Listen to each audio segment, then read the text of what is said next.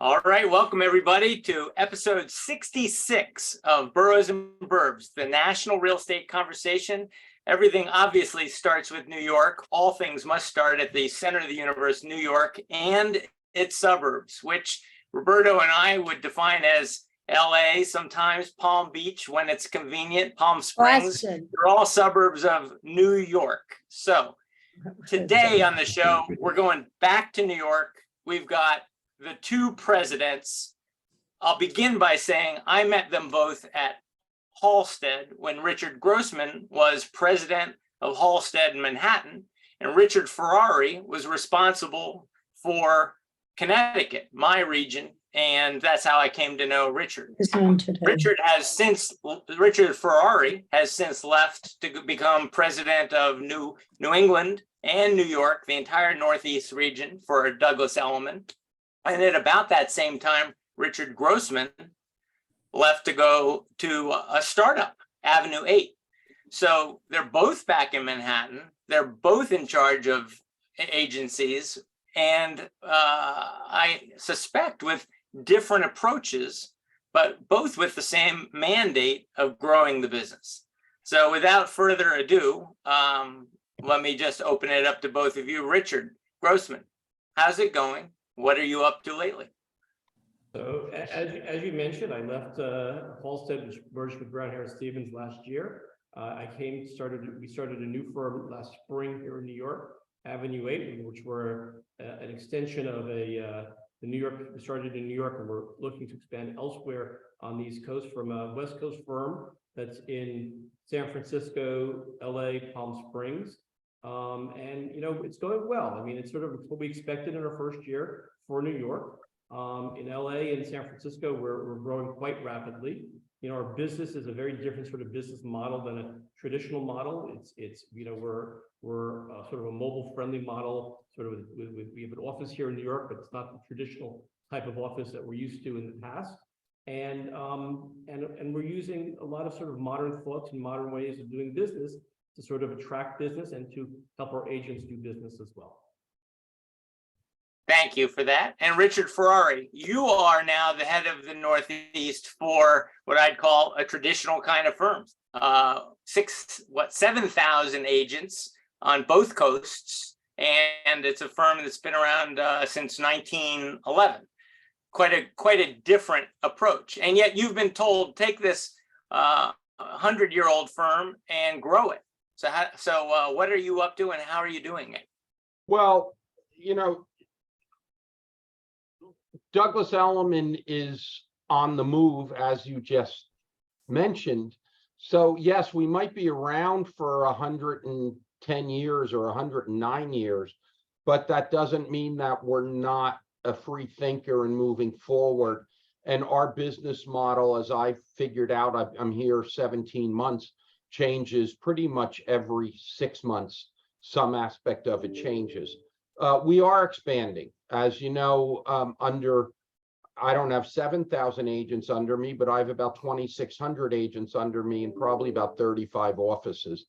And who's your favorite? My favorite is the New Canaan office with John Engel. That it is. There we go. Okay, continue. I can't decide that, but as you know, John, just since you've been here, we have Newbury Street in Boston, Central Avenue in Wellesley, Financial District, and we opened up Nantucket. So basically this year we're seeing 4 new offices in the Boston area, and that we're then stopping for a year until we get regrouped. New Jersey, we have a lease in Fairhaven, which is part of Rumson, to capture the North Jersey shore, and I'm working on a firm in Spring Lake right now, and we do plan on growing in New Jersey more also. Let's see, Manhattan and Brooklyn are staying put right now. Okay. Where is Douglas Elliman outside of the Northeast? Where is Douglas Elliman? We have a total of about 125 offices. So North Shore, Long Island, South Shore, Long Island. I'm just going to go through the Northeast with you, just so you know. North Shore, South Shore, Hamptons, Westchester, Fairfield County, Connecticut. Okay, now we announced today, I don't know if it hit the real deal, but it hit Cranes, that we're opening up in Washington, D.C., Virginia, and Maryland in the D.C. Beltway areas. Okay, going south, pretty much in Florida, we are from Singer Island, I'm going to say, Hope Sound, all the way down to South Miami. I'm not sure exactly how many offices, but there's quite a few. Then west coast of Florida, we are in Naples, and I believe we're about to, or we just are in Tampa, St. Pete's also. Then we're going to go middle part of the country. Texas, we opened up within a few years. San Antonio, Austin, Dallas, and Houston. Our little bit of a gem of an office is in Aspen, Colorado. Very profitable, very active office in Aspen. And we were in California, I'm going to say from Santa Barbara down to San Diego. So it begs the question, and either one of you can answer it, but it seems like two distinct strategies. One, a lot of offices, a lot of agents. The other is to basically use your resources to empower top agents with technology. Am I right, Richard Grossman? Empower them with technology, not important to have a high head count. Is that true? Well, no, we're a company that's looking to grow. Let me just sort of say that we're a fairly new company. He's 111 years old or thereabouts, and we're 2 years old, 2.5-year-old company. So we, and in the 2.5 years that we've had, I think very good growth. We're up to about 300 agents in total, and we've had about $2 billion in sales, which for a new company is I think our metrics are pretty good. But our business models are a little bit different in the sense that we're not opening up necessarily physical brick and mortar offices everywhere. The only brick and mortar office we have is in Manhattan. We have offices in some very high-end shared office spaces in LA and San Francisco and in Palm Springs. The idea is that we'd rather spend our money on not only the technology, but also just having a different economic relationship with our agent that allows the agent to invest more in their business and also to use some of the services that we provide as a firm. So we're looking at the business in a little different way than a traditional company.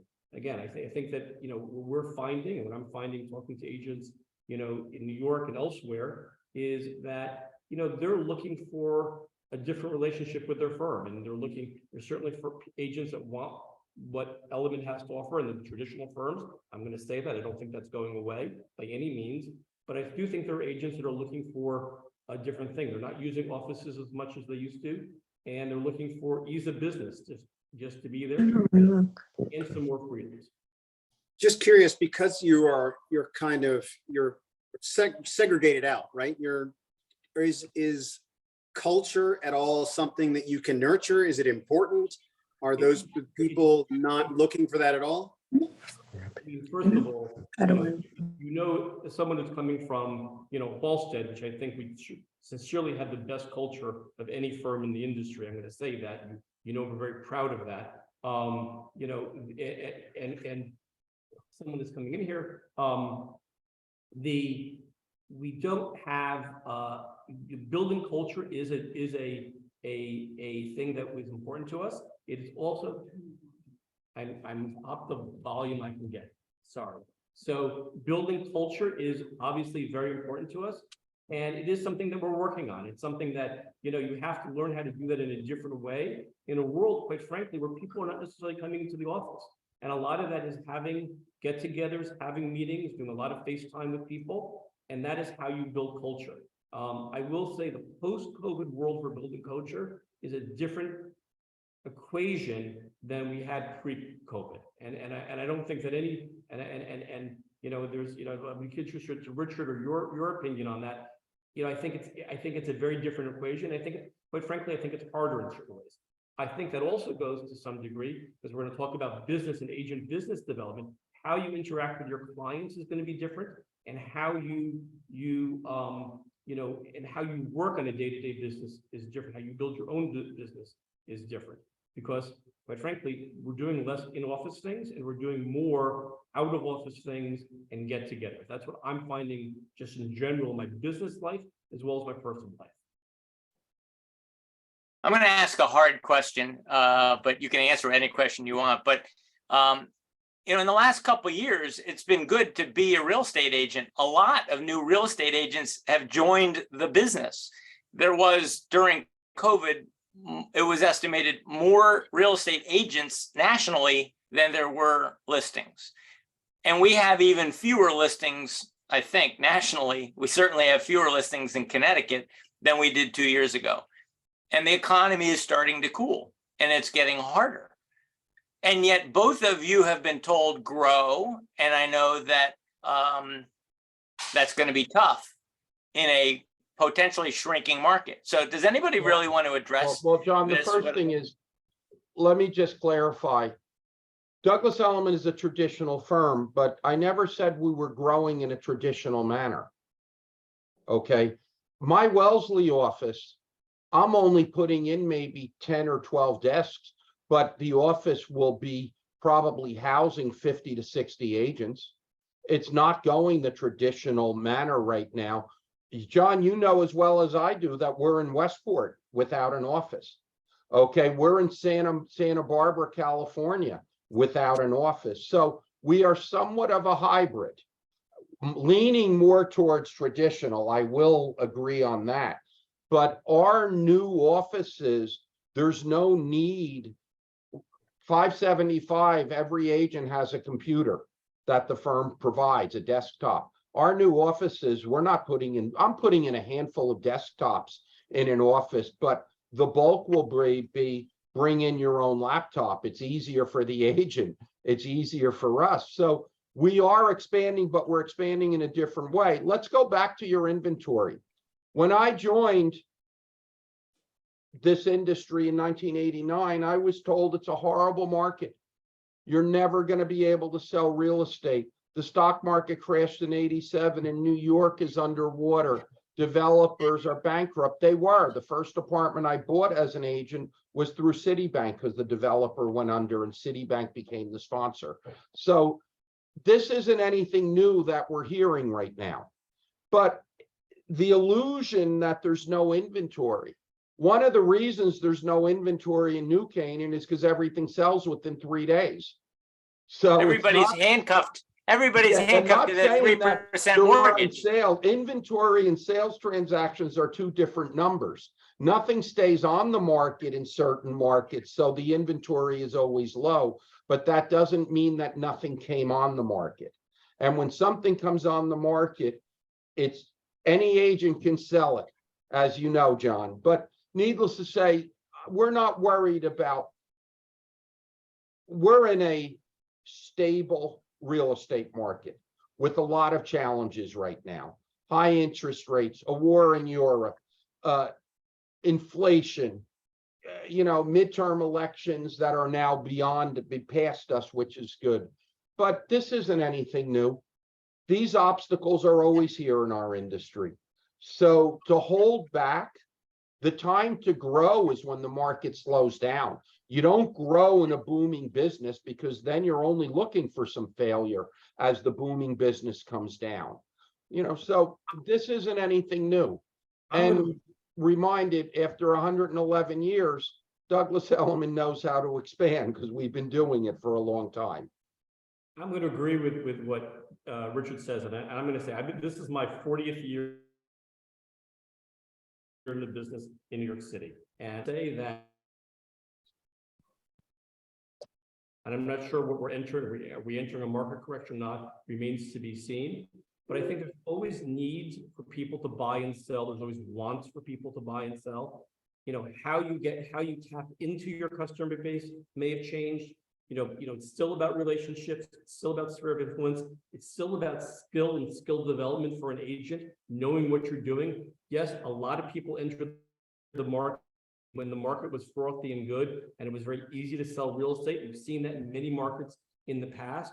But the people that survive in this business and make a good living and make a career out of this, use this, develop their skills, know what they're doing, develop relationships and a book of business and lead generation for themselves, or use lead generation that are out there that are ways to develop business for themselves. Have a business plan And those things will survive in good markets and bad markets. And in some ways, I think it gives an agent an opportunity in a market that may be a little bit more challenging to really, move out in front of the pack and show show how to make this better and can do well. I'm not going to say I don't want to be Pollyanna and say there aren't going to be challenges, but there's opportunities in this marketplace as well. And good agents with good skill sets, who know what they're doing, who built a sphere of influence, who know how to tap into that sphere of influence, they will do well in good markets and bad markets. There's 3 million agents as of April. There's 3 million licensed agents in the nation right now, more than we've ever had before. If I offered either of you 100 newly licensed agents with little experience, 25 to 30 years old in Manhattan right now, do you take them all on? I mean, Not me. no? I'm not looking for that. No. Richard, do you take on 100 new agents if they all ask to join? I'm assuming, how many agents do we have on this call right now? Well, there's 35 participants, so what are we gonna say, 30, 32, 33 are agents? Maybe, Probably yeah. correct? Yeah. There's a common denominator. Every agent here was a new agent at one time. So if we were to take the attitude, we're not hiring new agents, there's a lot of talent that slips by us. I look at it that hire 10 new agents, 1.5 or 2 will end up doing very well. So we're always hiring some new agents. Would I take on 100 this week? No.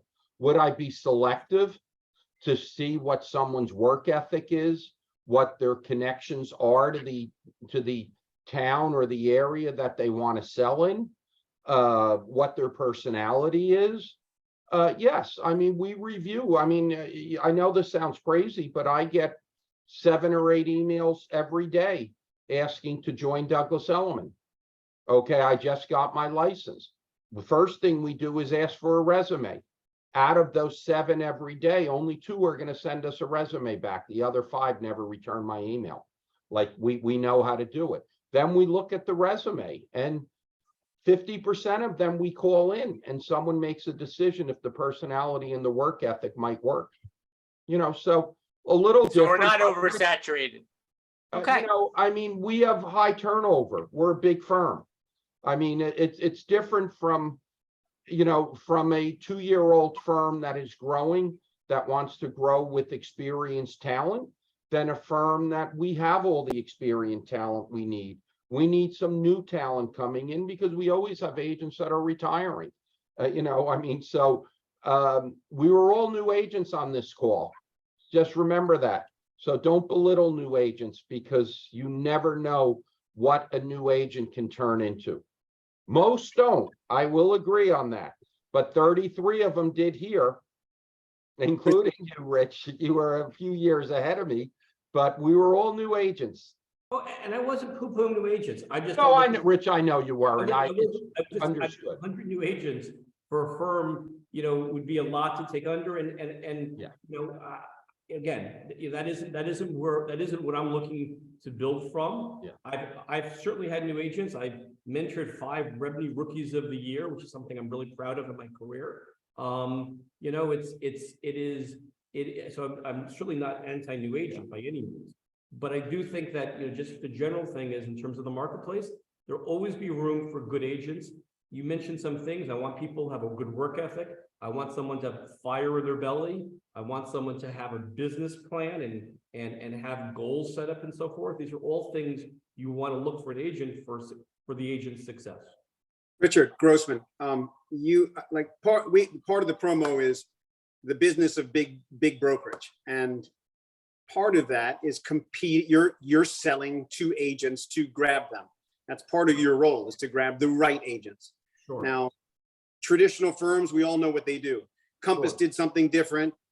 Triple Mint tried to do some, or they at least espoused some technology that was different about how they could get leads, et cetera, et cetera.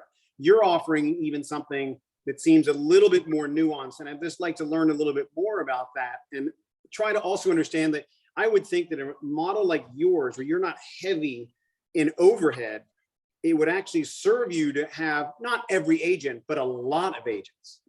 Sure. So listen, we are certainly looking to grow our agent count as a company. That is something that we're looking to do, and we're doing that, by expansion. We were in we were starting in San Francisco, LA, New York. We're going to be going to places beyond this. But so we do things a little bit differently. So our economics, I'm not going to get into specifics, but we have a couple different economic models and packages that are different for agents.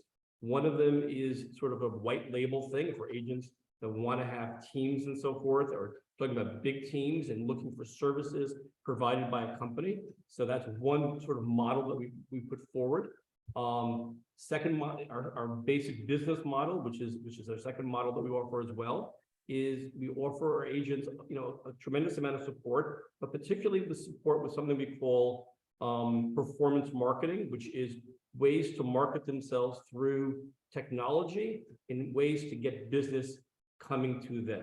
And I'm not getting into the specifics for it. I'm probably not the most articulate about that, but we have people here that assist our agents with that. And it's proven very successful in the markets that the agents have been using it for a period of time. It helps them bring in leads and opportunities for themselves. Our economic relationship with the agents is also very different than we typically see in New York City. It gives the agent, quite frankly, because we're able to compress our expenses of running the business, we're able to give a better economic relationship with the agent, that the agent can therefore hopefully invest in their own business as well to help them build their business. And quite frankly, people are paying more for leads today and lead generation and so forth. So we give agents the opportunity to do that without really cutting too much into their bottom line for themselves. So. Okay. So I have a question about the new age of agencies. I look at guys like Ryan Serhant, and the people in my office say, why can't you be more like Ryan Serhant? Why can't you? And I say, well, I am never going to be Ryan Serhant. My point is, social media is making me anxious. It's making a lot of people on this call anxious. I see that a lot of successful agents have TV shows or major social presence. And I want to know, is it still possible to be old school in this business, a business built on relationships? Or because a lot of people are going to say, I thought my job was to understand the market and to, understand my clients' needs and connect them with the right house. I didn't know I needed to be a media darling. I'm always pressuring Roberto. I'm like, why aren't you making more videos? You're great on video. And Roberto's probably saying to me, I have enough to do with my day job. So how do you feel about this new era of TV and social driving our business? Well, the first thing is, John, it's not new. It's just a different tool of advertising. Okay. I mean, it used to be, I'm dating myself, the New York Times Magazine. Okay. And if you'd be on the beach, whether you were in East Hampton or Sandy Hook, it didn't matter. Every third person was reading the New York Times Magazine. Why? Because that was where the pictures for New York City apartments and townhouses and suburban houses would be with the broker's name. And everyone used to say to me, how come your picture isn't here? Well, Douglas Elliman has too many agents. There's only 32 pictures, and we have 200 agents in those days. And it would be on a rotating, however they did it. But, I'm on social media for a reason, to promote Elliman and to promote my old business. I was an agent for 32 years. I had a call 2 weeks ago. Well, I'm playing golf with one of my nephews, and he says, hey, let's do a post. I'm on the first hole, I swing. I don't post videos on my Instagram account. I don't know how to post a video. Okay, the next day, I'm in the office, I get a call from an old client. Hey, Rich, I want to buy an apartment for my daughter. You know her, blah, blah, blah. I said, wow, she's out of college now. Yeah. What can we get on this neighborhood in Manhattan? Okay, count on $1.5 million. Great. Can you, yeah, I'll get you a broker. Don't worry. It'll be, someone who I trust that, it's okay. No, I can't do it. I have a different job now. How'd you play yesterday? And I said, how did I play? He said, yeah, you were on the golf course. I saw you on the first hole on Instagram. Okay. It was free advertising. A good agent today, doesn't matter how old you are, should be doing both if they choose to, if they want to grow their business in a different direction. Okay, not everyone does. I had plenty of business in my career without Instagram. Okay, and I was successful. It depends how you want to grow. Not everyone wants to be Ryan Serhant. Remember that. Every agent is here in this industry for different personal reason. Some it's for supplemental income. Some the way it was for myself, Richard Grossman, Roberto, I can go down the list. We had to pay the bills on this. It was our mode of earning a living for a good life. Everyone is a little different, you know, so it's basically up to the individual. But the social media tools are there. If you want to grow your business, use them and learn them. And Elliman, we have our whole, you know, social media department. What are there? Well, social media and PR, there must be a dozen employees. They'll help you on it. They help all our agents, but it's up to the agent to want to do it. There's no one size fits all. I'm going to jump in and agree with much of what Richard said. I too remember the days of the New York Times Magazine section. I remember the days of the classified section. It was a great way to get, buyers directly, people calling you directly. We had a lot less co-broking in New York in those days. There was not mandatory co-broking, for instance, as I'm sure Richard remembers. Oh yeah. And but I'm gonna go back to I think again, the answer is social media is a tool. And and John, I love watching your videos. I always did, and I still love. I see you even more and more on TikTok and other places as well. And if that suits you really well, I would say do it. If Roberto or someone else doesn't like to do it, that's okay too.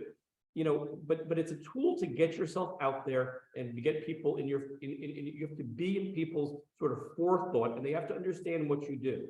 But at the end of the day, it's also about developing relationships. And I often tell people, I'm in the business of knowing people. I'm in the real estate business, but I'm in the business of knowing people and making connections, being of value to people, being a part of people's lives is what is the most, it's truly important, something I truly enjoy doing. I enjoy putting people together. I enjoy making connections to things. I know John Short is nodding his head because he knows I've done that with him before he was at Elliman when in his previous thing.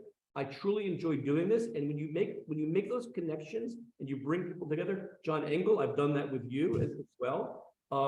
It's how you get business and how people remember you. And it's really part of that. We still have to have the skill set to be able to do the business, do it competently, do it effectively and so forth. That's a huge part of it. But building a sphere of influence and being part of that is so key to your success. And when I was on the phone with somebody in California yesterday, a new agent did the business, doesn't work for us. He's a friend of a friend, giving him some guidance. I said, get out there, meet people, let them know what you're doing, sponsor an event, join a board, make sure people know what you're doing, and people will like you. And think about what you bring to the table. For a lot of people who this is a second career, it was not a second career for me. You're bringing a lot of business acumen and business experience to the table as well. And think about how people will like you and how people will want to do business with you. At the end of the day, people want to do business with people they know, like, and trust. So you want to be in front of as many people as possible. And I will tell you, being on Instagram, I'm on Instagram and Facebook. I'm getting a little bit more on LinkedIn. I think LinkedIn is the other thing, the other component that's often underused for this. And it's a great way to be a part of this. And so I certainly encourage that, and as well as TikTok. And I've never posted to TikTok, but be there and be in front of people. But at the same token, pick up the phone and call somebody. Pick up the phone and take someone out to lunch or have coffee with somebody. Never eat alone. It's how you get to know people and how people get to know you, and they can see what you're doing, like you, and so forth. And I think about my own experiences of buying products and walking in sometimes into a car showroom or a store. How was I treated from the person on the other end? Treat the people the way you want to be treated as well. Because at the end of the day, and I know a number of the people on this thing, you guys are great people, you're great personalities, you're honest, you're ethical, you're hardworking. And isn't that who you want? When you're buying something, make sure you deliver that same thing to the person who's in front of you.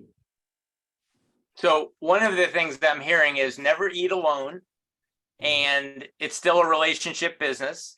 So can either of you share any anecdotes or advice on how to get into some good habits to generate new business? I want to generate new business. I just went through training for the last couple of days with Elliman, and what they said was write down your plan and make sure that you approach that plan with some consistency.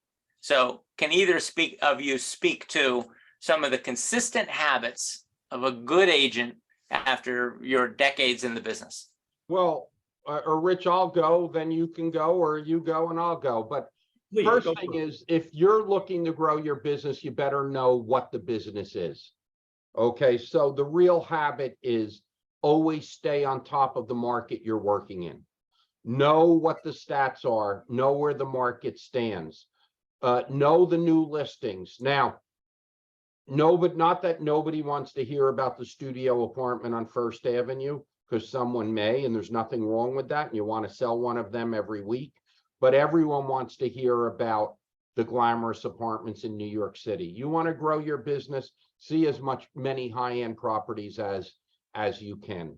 They're what you talk about. But John, you put a good point, never eat alone. Okay, put yourself in a position the way I always did. Everything that I always did as an agent had to do with how can you grow your business? Where are you going tonight? Put yourself in a position that you are with individuals that have the potential to refer business to you. Okay, your business will grow. Don't hide under a rock.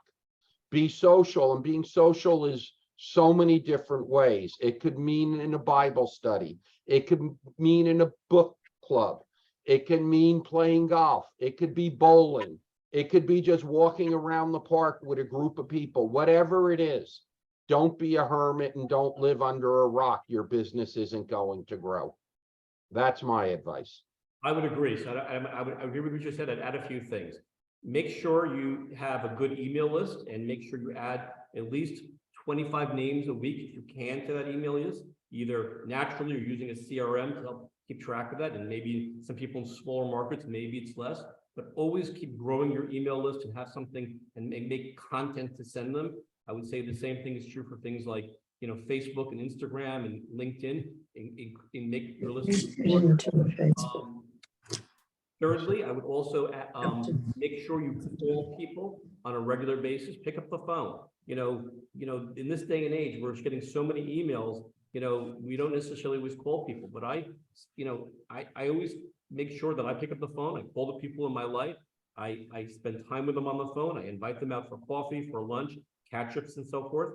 That always leads to business. And you know, I'm the one who said don't eat alone, but you know, part of life is to network and so forth, and be out in the community. I was out with an agent the other day, and I took him through the ADA art fair, and he was like amazed the fact that I literally, here's a fair that I collect art. My husband's an art dealer. I went around the fair. I probably knew 25 people in the fair. I made sure to say hello to everybody or wave to them or catch up for 2 seconds. It's part about being a member of the community.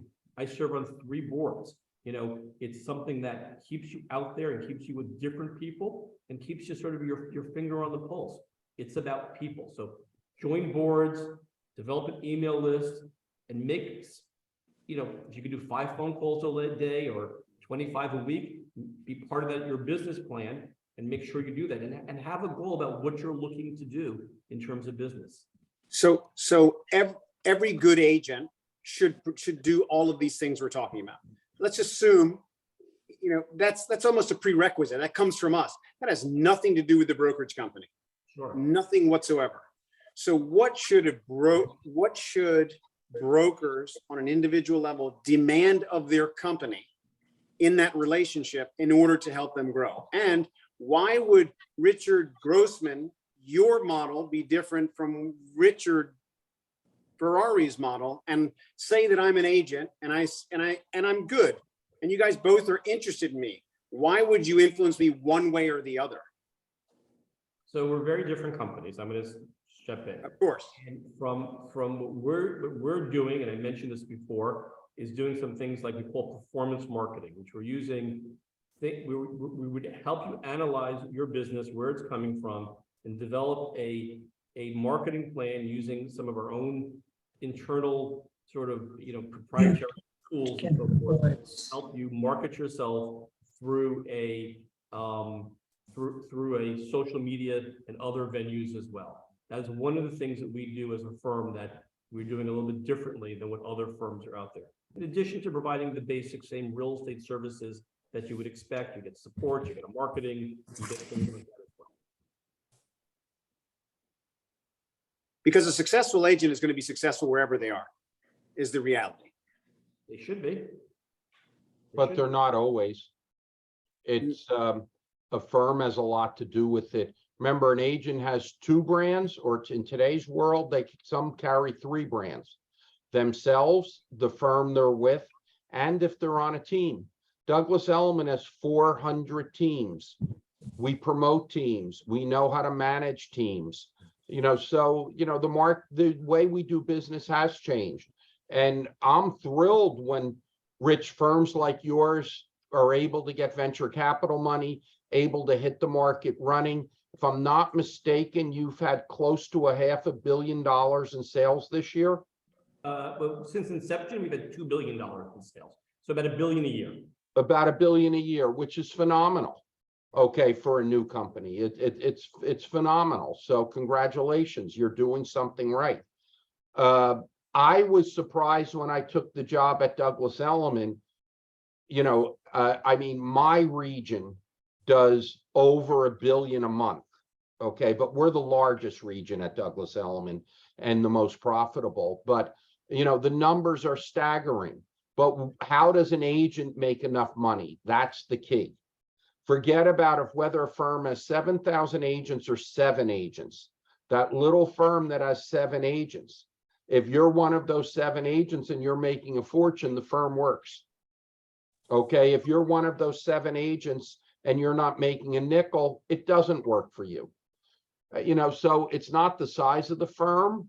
It is you, but it's also an agent today carries 2 or 3 brands. And that's why it's important. The brand does mean something, especially a brand like Elliman, because our referral business from region to region is massive, where we don't have to go outside the firm. If you're an agent that knows how to do that, talk to John and Melissa. They were with me 10 days ago in Laguna Beach with 250 Elliman agents out of 6,600. Okay, there were a reason they were there. Okay, they're promoting themselves. So each firm is different, but the brand does mean something. And typically a brand has a positive aspect to some, rarely all, of the agents in the firm. We've seen a huge consolidation of firms. Huge, right? Especially in Manhattan. Yeah, they've been absorbed by, and then, Yeah. And when Andrew Heiberger had town, he had said in order to compete with other firms, he had to incentivize so many agents with so many things that his profit margins really, really shrunk tremendously.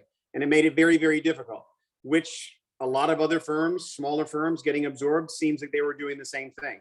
Has that trend changed a little bit in the last couple of years, post-COVID, et cetera? Or what do you see into the future with that? Well, Roberto, I can only speak of my time at Douglas Elliman over the past 17 months. We do not buy GCI. We try and have our agents earn it. We recruit, we have incentives, but nothing to the way the incentives have been over the past couple of years with Compass and/or Town when Town was in business. And I'm not sure what Richard G is doing, but I haven't heard of anything that he's doing that I wouldn't disagree with. I have lost agents to Rich, and one good agent in particular, and gave him, that he's going with a good firm because it's new and it's young and they're doing their best. And I'm gonna answer the question. As someone who came from a very traditional firm that I have a highest respect for, both Richard and I were at the Terra family, as you are, Roberto, and John was. I have a high respect for them. I will say that we're running the firm in a much more efficient way. that just because we're using modern technology just to run some of our systems, and those are, to the extent that they're scalable, which I believe they are, it can help us run our brokerage business. Not even talking about the technology for the agent, talking about the technology of running the business as a brokerage. We can do that in ways that's a little bit more efficient, or a lot more efficient. And I see that in things here. I thought initially when I came here, but how we run things, that just makes it a much less people-intensive thing. Some of the back things that agents don't see. I'm not talking about marketing. I'm talking about things like accounting and other areas as well. And it just becomes, because we can cut those expenses and we're cutting out some of our office expenses as well, it makes it a much more, we can both be profitable and have a better relationship. Remember, the largest and fastest growing real estate company, I'm not saying Avenue 8 is this company or Douglas Elliman, but the largest and fastest growing, one of the most profitable real estate companies in the world today is EXP. Okay, EXP is, which is not a New York brand, and they're not competing with us. You use this technology to run their business properly. And I think they have 80,000 or 90,000 agents in over 100 countries at the moment. It's a huge business. You guys may not know them, but in other parts of the world, other parts of the country, they do. And a little bit, some of our thinking is we can use their business model to run our firm, but also do it in a way that competes in a luxury model. So that's a little bit of what our ethos and what we're aiming to do. So we're trying to marry those things. It's not going to be quite EXP, and it's not going to be the traditional luxury model as we know it, but it's going to be a more modern way of being luxury for the future. That's sort of our goal. And again, we're a young company, but we're doing some exciting things here. Without, and some of the stuff we're still working on. We have some exciting relationships. Some of our VC money, I'm not going to talk about who those are in this call, but are very interesting people. And it's how we're looking at the business. We call ourselves Avenue 8. It actually comes from the 8th arrondissement in Paris. Everyone knows I love Paris here. And it's the idea is from the Arc de Triomphe, and as being a center place for places to come to do business that will also help us sort of build our business and bring other sources of income for ourselves to run our brokerage. All right, So are you a founder? I am not a founder. I came in after 2 years. I am a shareholder. Okay. So I'm not a founder. So this show is called Boroughs and Burbs because it really does recognize that New York matters. New York matters to so many other markets. So I'm going to unmute Tammy. I'm going to unmute John Shore in Boston in case either of them wants to comment on the fact that, Richard, you come from Richard Grossman, you come from a California firm that said it's important that we have a New York presence. Tammy, I think Ravis has recognized that we're a big suburban firm and we need a strong New York presence. Richard Ferrari, you're running New York and New England, and you just said it's the largest and most profitable. Let's talk about the importance of New York to other markets like Boston, like Cami in Connecticut. The importance of New York. John, you want to tackle that? Is there any synergy? Is there any point? Do the folks in Boston care that you're affiliated with a New York firm? Richard, do they care in LA that they have a New York presence? Yeah, or does it not matter? Yes, they do.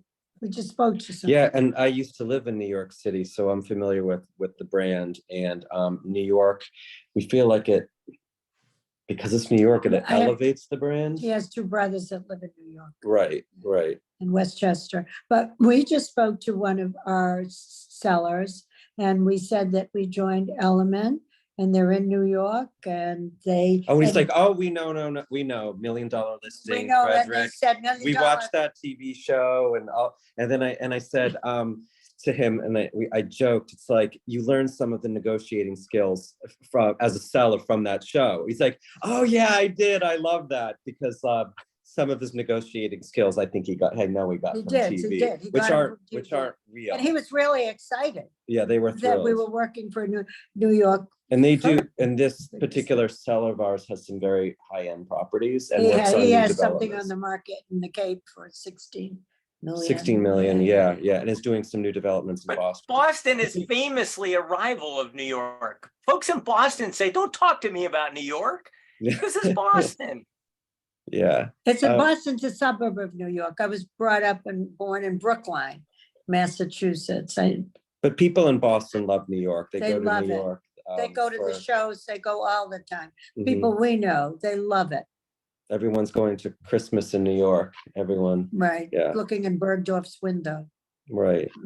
But yeah, so New York, I think the Bostonians here are familiar with the brand out of New York and California. Certainly, Richard Ferrari can probably explain this, that the TV shows have brought the brand recognition like throughout the country. The TV shows actually brought Douglas Elliman brand recognition. Right, That's right. what we said. yeah. Exactly, yeah. Correct. You are right about that. And that's what one of our clients we just called. He's like, "Oh, I love those shows. I know Douglas Elliman from," and they'll come to the Wellesley office and they're like, "Oh, are any of the agents from New York or California going to be there?"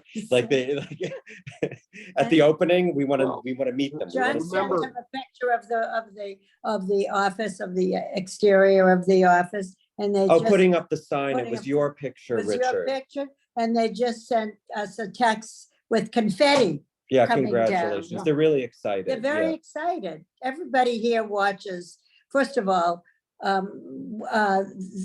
$1 million listing in LA, the people are from Boston. The Altman boys, they're from Boston, and everybody knows their parents. So, and Boston, Newton, they're from Newton. So everybody knows them, and so they feel like they have a connection with them, so. Yeah.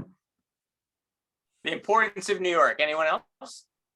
So can I jump in on that a little bit? Because, I don't mean to, but I agree. I mean, listen, I've referred business to John. I mean, Yeah.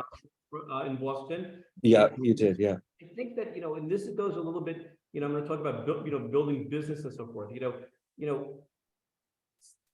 look to see what your clients are doing. And I quite frankly, I give Elliman, hands off to Elliman. They're in the right markets. The people in the New York market have relationships and other markets around the country, are going to be in places like Florida and California and Boston and Texas and, and Aspen and so forth, because these are our natural places. And I've been saying this a lot since COVID. And I think that, and obviously the suburban New York area, but I also think what a lot of people are making is a lifestyle change that related to their homes. Homes are no more just a place to live, and this is at all price spectrums.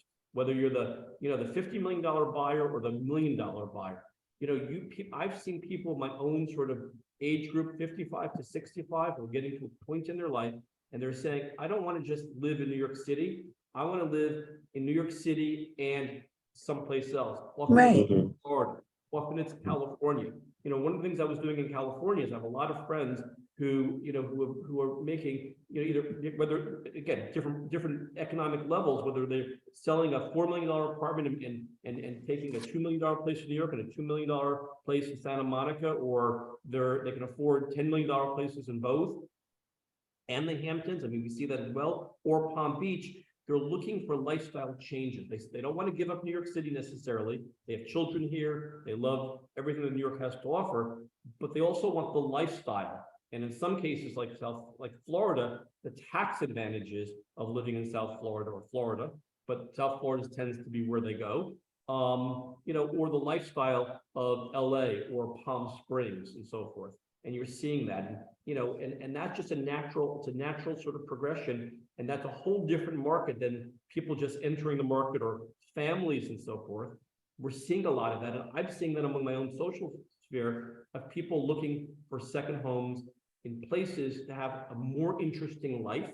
And there's a whole generation of 55 plus individuals who have the money to do this in ways that previous generations didn't. Previous generations might have had a pied-a-terre in New York City, or maybe a place in Florida, but the place in Florida wasn't a $15 million apartment or $50 million house.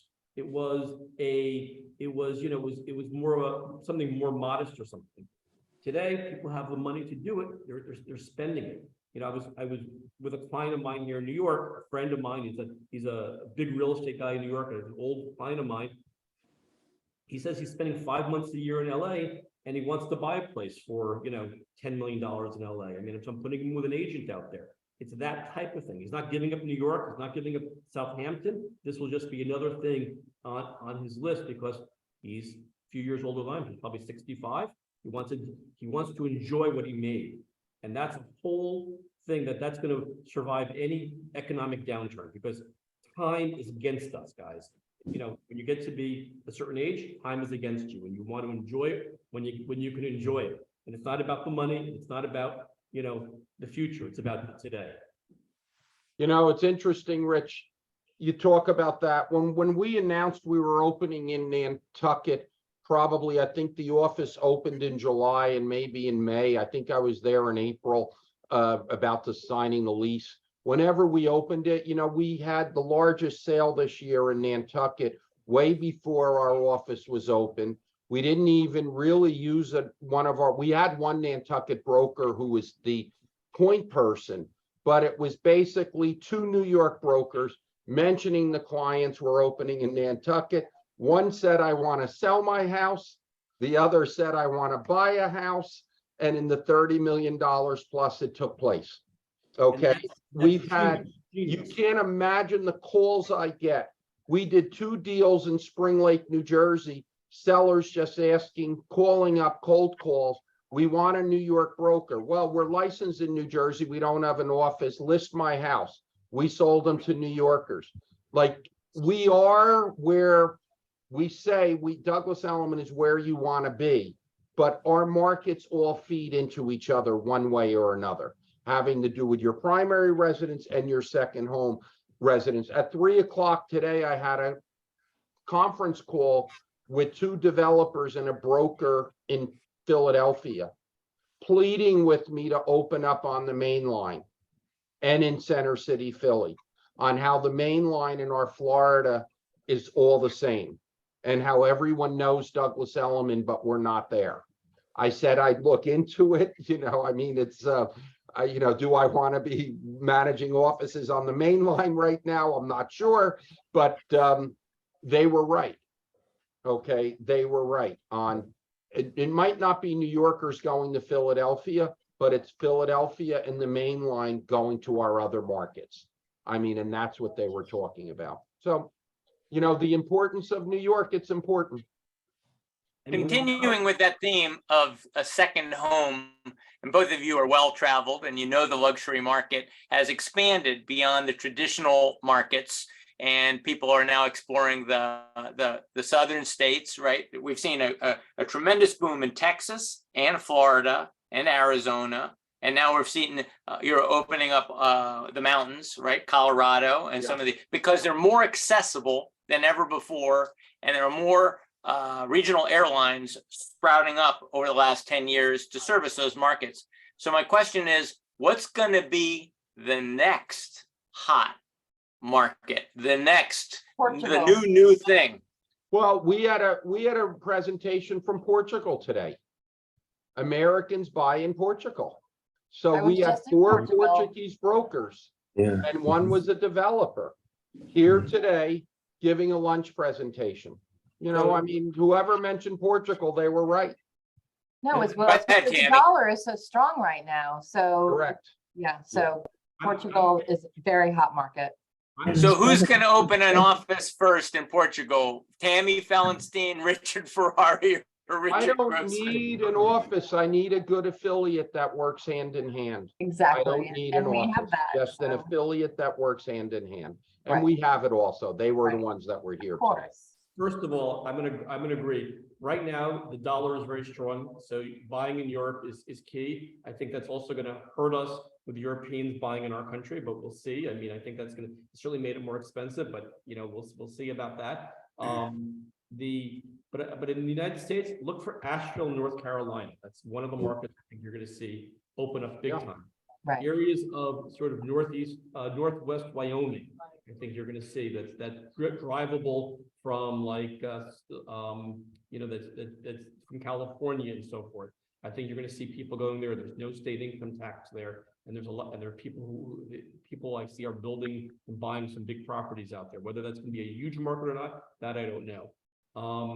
Montana, places like that. I mean, I think there are a lot of people who are buying, looking for lifestyle places, and they're going to places like that. I was with some people who are building 80 acres in about an hour south of Jackson Hole in Wyoming, and are building their dream home out there. I mean, the cost of building it is less, and they basically bought the top of a mountain, and they're getting a whole valley, views of the whole valley from it. I think you're going to see that. Go where the money is. The money is in big metro areas. I mean, there's money all across the country, but it's concentrated in New York, LA, Southern Florida. I mean, go where the money is. And New York has a lot of money at the end of the day. Where do you go next? From where you are? What are the next markets for you guys? Probably Florida. We were hoping to open in Florida a little earlier than we have. I'm talking to some companies down there. We're trying to focus a little bit on what we have on our plate right now before we start expanding, but that's our natural place to go. So there are a couple of companies that I've spoken to in Florida, and I'm looking at would be sort of either the Miami area or possibly the Naples area. Those are the two areas that we've been looking at, talking to people in. Naples area is hot. Yeah. Naples is very hot. If only a fraction of the people who watch this show take action on Portugal or the northwest corner of Wyoming, it's going to really set those markets on fire. I think the secret might be out as soon as this hits the TikTok, right, Tammy? But John, they may have clients that may be looking to buy, and they can get a nice referral check for it. So, guys, keep in mind places like Portugal. There is you can get the golden visa. I think it's only $250,000 in some other countries. Some others maybe $500,000. I think for Portugal. Some others in Europe, I was looking at a list, are lesser numbers as well. And a lot of people are saying, I want to do that. I have a good friend of mine. Wait, what is that? What does that mean? Golden visa is you invest, you buy a piece of real estate for $500,000 or more, okay, which will get which will get you a nice home in Lisbon. You can then have permanent residency or have residency for 10 years, and then actually that can lead to citizenship after a 10-year period of time. Different countries have different rules. And Greece has some of this. Not every European country has it. Canada has this. And there's some people who say, I want to have, Francisco moved. I have a friend of mine who was a very successful woman here in New York, and she decided to retire. But she didn't have, a ton of money. She sold her apartment that she owned with her ex-husband. They split the proceeds. She's able to retire and live a very nice lifestyle in Portugal for a fraction of what it would cost to live in New York. I mean, just John, I have a handful of agents outside my office because I have a 5 o'clock that was scheduled with them. So I want to thank you for having me on. Roberto, great seeing you. Richard, my longtime friend, great seeing you. And Tammy, great seeing you. Joni and John, again, welcome to Elliman. Pam, great seeing you on this also. I have to run. Talk later. Thank you. Richard, thank you so much. Thank you. The only thing I'll add is that we're off next week, Thanksgiving, and the week after that, we have the president of Elliman, Texas on the show. And we're going to dive into Texas, the newest suburb of New York, and find out all about why everything is bigger in Texas. It's great seeing all of you guys. Thank you, John. I appreciate it. It's great to see you guys. Take care, guys. See you, Thank Skipper. you.